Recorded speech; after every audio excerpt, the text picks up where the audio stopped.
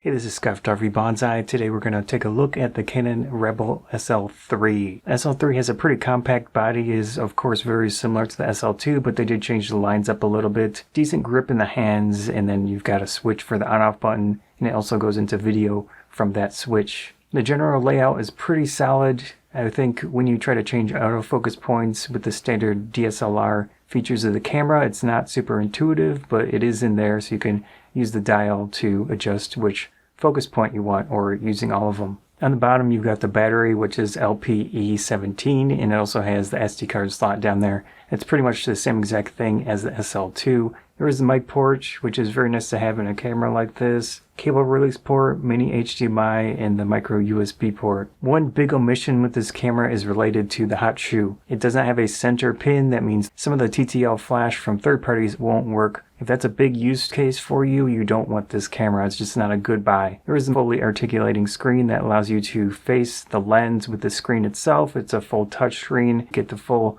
touch interface, being able to change the settings through that screen. Probably one of the best types out there. So if you're doing vlogging, you're doing any type of filming of yourself, having that screen face the lens is nice to have. But you can use it, of course, in photo situations where you want different angles for the screen, get low to the ground and things like that. It's a really nice setup. With autofocus in the live view mode, you do have that full tracking capability, which is nice, and also spot, one point, and zone autofocus. With the built-in flash this time, it doesn't have any type of spring action to it. You can just pull it up with your hands. This camera is a step up to the SL2 in regard to the Wi-Fi capabilities. You get a little bit more, but it is probably very similar to the M50, which has a good solid feature base of the Bluetooth and Wi-Fi connectivity. There is the My Menu functionality to this camera. I really don't think it's a great feature, but it is nice to at least be in there if you want to set up a list or multiple lists of settings on a different screen. There are a lot of features geared towards entry-level photographers. You've got these menus to start off that are very basic and informational, which is nice in some situations, but you can switch that to a standard Canon menu layout, which I use personally just to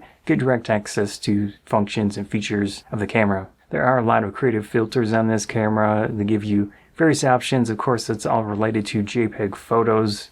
If you shoot RAW, it really is not something you need to bother with too much. There are also a lot of scene modes to the camera. Again, it's a basic feature if you're into those with JPEG photos. The biggest thing is that it's a standard DSLR. That means EF and EFS lenses directly connect to the camera. So you got that old traditional DSLR technology in there and the good mirrorless dual pixel autofocus live view technology in camera. And you just have a lot of extras baked into the camera with the optical viewfinder, the mirror, and all those things that really don't need to be in there these days. Video features are somewhat similar to the Canon EOS M50, but it does subtract 24 frames a second 1080p, which is a really strange omission like it is with that hot shoe pin.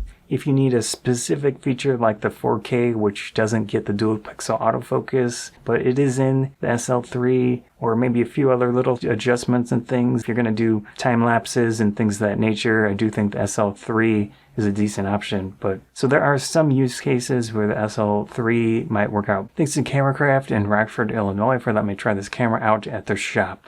I'm Scott from Banzai. Thanks again.